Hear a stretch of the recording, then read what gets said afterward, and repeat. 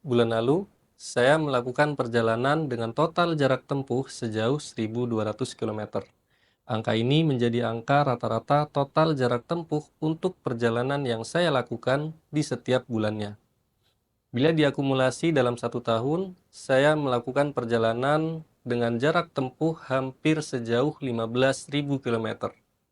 Memang bukan angka yang fantastis apabila dibandingkan dengan pemudi profesional atau orang-orang yang memiliki waktu penuh untuk melakukan perjalanan. Tapi setidaknya, saya benar-benar menikmati setiap 1 kilometer yang saya tempuh dalam perjalanan. Saya melakukan perjalanan untuk berbagai keperluan, mengantar teman, kerabat, atau keluarga untuk sekedar berwisata maupun perjalanan bisnis. Banyak dari kita yang merasa bosan, lelah, dan frustasi saat dalam perjalanan panjang, atau bahkan berpikir bahwa perjalanan adalah suatu hal yang menakutkan. Saya paham perasaan itu. Saya juga pernah mengalami perjalanan yang melelahkan, seperti saat terjebak macet berjam-jam di jalur antar provinsi saat musim liburan. Tapi saya belajar satu hal penting. Perjalanan sebenarnya lebih dari sekedar tiba di tujuan. Ini tentang bagaimana kita menciptakan pengalaman yang menyenangkan di sepanjang perjalanan. Dari pengalaman yang telah saya jalani, saya ingin berbagi tentang bagaimana membuat perjalanan kita menjadi lebih dari sekedar berpindah tempat. Menjadikannya sebuah pengalaman yang menyenangkan, menginspirasi, dan bahkan menjadi hal yang tak terlupakan.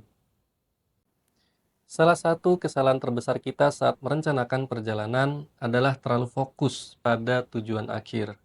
Kita sibuk mencari jalan tercepat, membandingkan rute, bahkan kadang memaksakan jadwal yang terlalu padat. Akibatnya, kita lupa untuk menikmati prosesnya. Beberapa bulan yang lalu, saya melakukan perjalanan untuk mengantar teman-teman saya pergi mendaki Gunung Merbabu. Saya mengantar mereka hanya sampai Desa Suwanting. Saya tidak ikut mendaki. Saya hanya mengantar dan menurunkan mereka di base camp, lalu langsung bergerak turun ke arah Jogja sendirian. Saat itu masih jam 8 pagi. Dalam rencana saya, seharusnya saya akan tiba di Jogja dalam 2 jam dan bisa memanfaatkan sisa waktu di hari itu untuk mengerjakan pekerjaan lain. Ini adalah rencana ekonomis dan produktif saya. Tapi di tengah jalan, saat saya melewati wilayah Ketep dan tepat sekali melihat gerbang wisata Ketepas baru saja dibuka oleh petugas. Apa yang saya lakukan? Saya belok. Saya parkir dan saya membayar tiket yang saat itu hanya sekitar belasan ribu. Kira-kira apa yang mau saya cari dari mengunjungi Ketepas sendirian? Saat itu saya berpikir untuk mencari kafe atau restonya, berharap bisa buka laptop dan menyelesaikan beberapa pekerjaan sambil sarapan tipis-tipis. Sebelum ke resto, saya sempat untuk berkeliling dulu, menikmati udara pagi dan pemandangan yang sedikit berawan. Saya stay di Ketepas selama sekitar 2 jam sampai pekerjaan selesai. Setelah pekerjaan selesai, saya bergegas untuk melanjutkan perjalanan pulang. Rencana awal yang sudah saya desain sebagai rencana yang ekonomis, efisien, dan produktif, seharusnya jam 10 pagi sudah tiba di Jogja. Namun karena akhirnya mampir di Ketepas, saya baru tiba di Jogja hampir jam 3 sore. Mungkin tidak jadi ekonomis dan efisien, tapi saya masih bisa produktif karena pekerjaan berhasil selesai dengan bonus tempat dan suasana yang baru dan tidak biasa. Begitulah salah satu pengalaman saat saya berusaha untuk tidak terlalu kaku pada tujuan dan bisa lebih menikmati proses perjalanan. Jadi, merencanakan tujuan itu penting, tapi lakukan dengan fleksibel. Sisakan ruang untuk eksplorasi spontan, karena perjalanan adalah proses di mana kita bisa menemukan hal baru di sepanjang jalan. Kunci perjalanan yang menyenangkan adalah persiapan. Fokuskan pada 3 hal yang penting: kenyamanan, keamanan, dan hiburan. Untuk kenyamanan, pilihlah pakaian yang sesuai. Bawa bantal kecil atau neck pillow untuk perjalanan panjang. Saya juga selalu membawa camilan favorit untuk bisa memaksimalkan kenyamanan selama perjalanan. Untuk keamanan, pastikan kendaraan dalam kondisi yang prima. Selalu cek tekanan ban, oli, dan rem. Jangan lupa untuk bawa kotak P3K sebagai alat bantu dalam situasi darurat tertentu yang tentu saja kita tidak berharap untuk terjadi. Untuk hiburan, bisa siapkan playlist podcast atau buku audio favorit.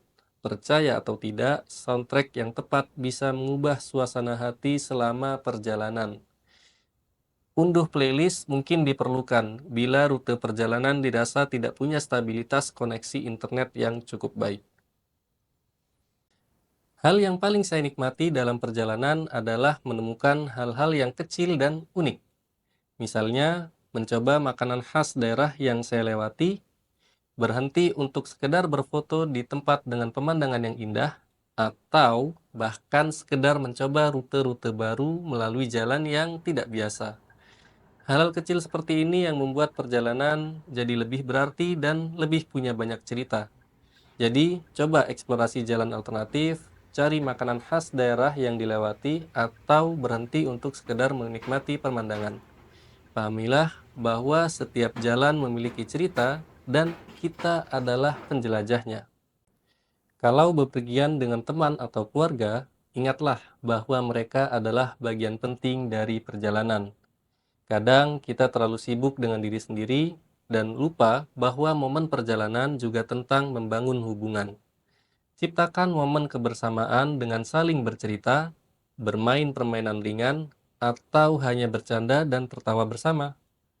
Namun, jika kita melakukan perjalanan sendiri, jadikan perjalanan ini sebagai waktu untuk refleksi pribadi. Dengarkan pikiran kita, nikmati keheningan, dan mungkin tuliskan pengalaman perjalanan kita dalam bentuk jurnal. Perjalanan adalah metafora kehidupan. Kita sering terlalu fokus pada tujuan dan lupa untuk menikmati prosesnya. Saya ingin meninggalkan satu refleksi. Dalam perjalanan hidup kita, mungkin tujuan adalah sebuah milestone, tapi kenangan yang sebenarnya berharga ada di antara langkah-langkah kecil yang kita ambil di sepanjang jalan. Jadi, saat kita melakukan perjalanan, dimanapun dan kemanapun, ingatlah untuk berhenti sejenak, lihat ke sekeliling, hirup udara segar, dan nikmati perjalanannya. Karena, seperti yang sering kita dengar, hidup ini adalah perjalanan, bukan destinasi. Terima kasih dan semoga perjalanan kita berikutnya penuh dengan cerita yang indah.